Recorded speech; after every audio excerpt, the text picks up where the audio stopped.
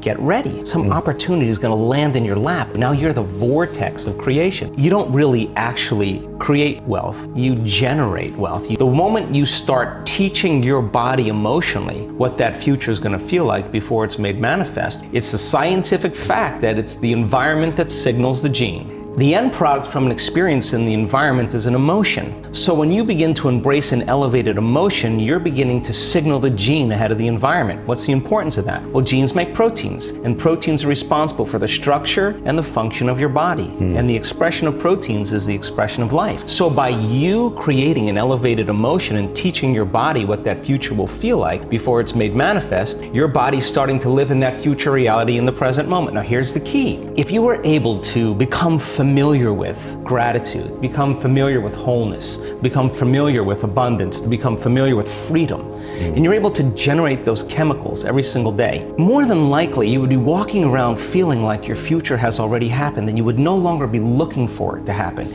You would already feel like it has happened. Now, what is the importance of that? Well, you're literally becoming somebody else. Yes. So you're leaving your lack, you're leaving your guilt, you're leaving your emptiness behind. Your personality, literally, Ed, is made up of how you think, how you act, and how you feel. And how you think, how you act, and how you feel is your personality, and your personality is intimately connected to your personal reality, your life. So then if you want to change your life, your personal reality, you got to change your personality. And here we go again. You got to start becoming conscious of your unconscious thoughts. You got to start noticing how you act, how you speak. You got to pay attention to how you're feeling. Some people would live in guilt their whole entire life and don't even know it's guilt because at least it feels like them. So then when you start doing that, you begin to objectify your subjective self. So then when you begin to make small changes back to thought, a new thought should lead to a new choice. A new choice should lead to a new behavior. A new behavior should create a new experience, and a new experience should create a new emotion. And that new emotion is teaching your body chemically to understand what your mind has intellectually understood. Now your body is embodying the truth. So then the new emotion should inspire new thoughts, and that's called evolution. So how do we get stuck? It's really simple. The stronger the emotion you feel from some event in your life, be it a betrayal or a trauma or whatever, the more altered you feel inside of you, the more you pay attention to the cause outside of you. So the brain takes a snapshot. It freezes an image and embosses that pattern neurologically in the brain. That's called a memory. So we create long-term memories from strong emotional events. Certain people have a strong experience in their life and it catches all of the brain's attention. So now they think neurologically within the circuits of the past experience, and they feel chemically within the boundaries of those emotions. And so how you think and how you feel creates a state of being. Now here's the problem, that if you don't know how to mediate or control your emotional reaction to that event, and you keep that refractory period of chemicals going on extended periods of time, so that the event produces a chemical change, and the body needs to return back to homeostasis or balance. But if it can't, then the elongation of that emotional reaction for weeks, say, for days or weeks, is called a mood. So you say, what's wrong with you? I'm in a mood. Why are you in a mood? Well, this thing happened to me 5 days ago, and I'm having one long emotional reaction. So then what you do is you keep telling the story about it, keep firing and wiring the same circuits, and you keep conditioning the body into the past. So then you wake up in the morning, you look for the emotion. So then now, all of a sudden, you keep it lingering for weeks or months. That's called the temperament. Well, why is he so angry? I don't know. Let's ask him. Why are you so angry? Well, this thing happened to me 8 months ago. I'm having one long emotional reaction. I'm memorizing my emotions. You keep it going on for years on end. That's called a personality trait. So then a person then is memorizing themselves by living in the past. And so then you say to them, well, tell me the story. Now, the latest research on memory says that 50% of what we talk about in our past isn't even the truth. So we make stuff up about the past. In other words, people are reliving a life that they didn't even have just to reaffirm that they can't change. So then what's the significance of this? Where you place your attention is where you place your energy. So then the stronger the emotion that you have to some problem or condition or person in your life, the more you're paying attention to them. So they captured your attention. So you're giving your power away. There's an energetic connection to every person, everything in your past, present reality has your energy connected to it. So now, this is the significance. When a person really decides to be defined by a vision of the future instead of the memory of the past, the hardest part about it is all of a sudden becoming conscious and not making the same unconscious choice. If you lower the volume to your frustration, to your hatred, to your anger, if you truly knew how to do that, if you lowered the volume to that emotion, you would take your attention off that person. which means you would begin to break those energetic bonds, and now you're taking your power back. You're calling energy back to you, and we've measured this, and all of a sudden it builds this bigger electromagnetic field around the person's body. That's energy to heal. That's energy to create a new future with. If you didn't want to lower the volume to the emotion, then just take your attention off the person, and every time you take your attention off the person, if you became conscious of that, you wouldn't feel the emotion. Body, though, has been addicted to that emotion because you're using that person to reaffirm your addiction to hatred or frustration. And if that person died, you'd find another one. So then here you go now. So now you're in a position now where you begin to lower the volume to that emotion, and the body's going, wait a second, you've been doing this for the last 20 years, and all of a sudden you're just going to stop hating? And the body says, well, I've been conditioned this way, and conditioning is based on the past. So when the body feels the lack of that emotion, just like a drug addict, it says, hey, you're off schedule here. So now the body starts influencing the mind to think about experiences that are embossed in the brain that are based on that emotion. So the emotion now is causing you to think in the past. If we teach a person then how to trade that frustration or that hatred for an elevated emotion, and they'll say, yeah, but you know, it was my ex's fault, or I got betrayed by my partner in business. Yeah, we know that. Okay, so let's take your partner in business or take your ex, let's duct tape him, put him in a cannon and shoot him to the moon. Now what are you gonna do? Sooner or later, you gotta reckon with yourself and change, right?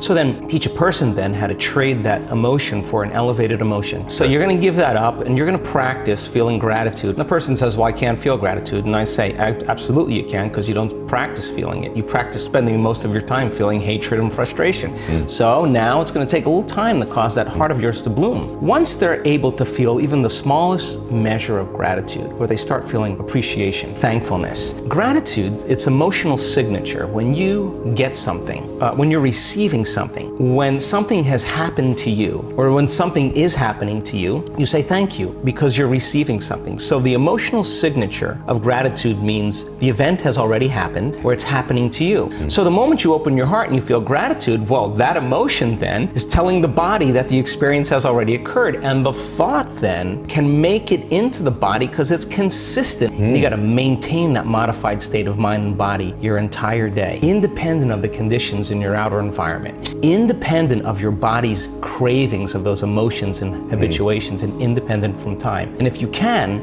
get ready, because something weird or unusual, some synchronicity, some coincidence, some opportunity is going to land in your lap, and you didn't have to go and get it. It came to you. Now you're the vortex of creation. So if you say to me, well, I was feeling gratitude, but then there was traffic, or my coworker sent me a nasty email, then I would say, oh my God, you mean you're allowing your environment, your outer environment, to control how you feel and think? You're back to the unconscious program that you're the victim to your life. But when you start producing those outcomes in your life, you're going to pay attention to what you did inside of you, and you're going to believe more that you're the creator of your life and less of the victim of your life. We're changing our brain and body to live in that future present reality so that you feel connected to a future instead of the past. And when you're connected to the past, you're looking for it. And if you're looking for it, you're separate from it. If you're being it, there's a complete change in energy, and nobody changes until they change their energy. And when you change your energy, you change your life. After 8,500 brain scans, I can tell you that you and I are at our absolute best when we get beyond ourselves. That is the elegant moment where we're free enough to create without any encumbrances. The majority of our thoughts and feelings are connected to our sexuality, to our victimization, our guilt, our suffering, our shame, our unworthiness, our self-doubt, or our importance, our control, our fear, our anger, our frustration, our hatred, our judgment. Those are the first three hormonal centers in the body, and those first three centers have everything to do with survival. And those centers are energy consumers. Orgasm, a lot of energy that we're drawing from our very vital life force, a resource of light and information, and we're turning it into chemistry, and we're literally robbing the body's energy. So then living like that for the short term is okay, because the body can move back to homeostasis, it can restore itself. But when we're overdoing that consistently, then there's no energy for growth and repair, because you're living constantly in survival. So again, you can eat all the right food, you can do all the right things, but if you're living in anxiety and fear,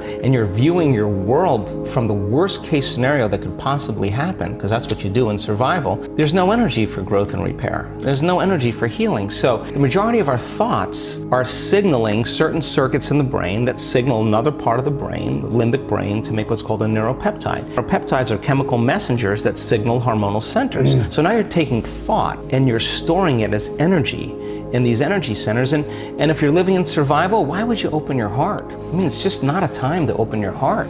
I mean, if you're getting chased by T-Rex, it's not a time to meditate, it's not a time to learn, it's not a time to connect, it's not a time to communicate, it's not a time to sit down and go within, it's not a time to be vulnerable, it's time to run, fight, or hide. Thank you for joining us on this transformative journey of self-discovery and empowerment. Dr. Joe Dispenza's profound wisdom has shown us that we hold the power to shape our destinies through our thoughts, emotions, and actions. Now, armed with this knowledge, you have the tools to unlock the abundance and success you deserve. Remember, you are the master of your reality, and by embracing gratitude, wholeness, and elevated emotions, you can create a future that surpasses your wildest dreams. Let go of limiting beliefs and step into the realm of limitless possibilities. If you found value in this video, don't forget to like, subscribe, and share it with others who could benefit from this life-changing information. Together, let's inspire a community of creators who thrive in abundance and fulfillment. Until next time, keep cultivating positivity, envisioning your dreams, and evolving into the best version of yourself. You have the power to manifest your desires and become a vortex of creation. Embrace the journey and remember, your future has already happened. Now go and live it.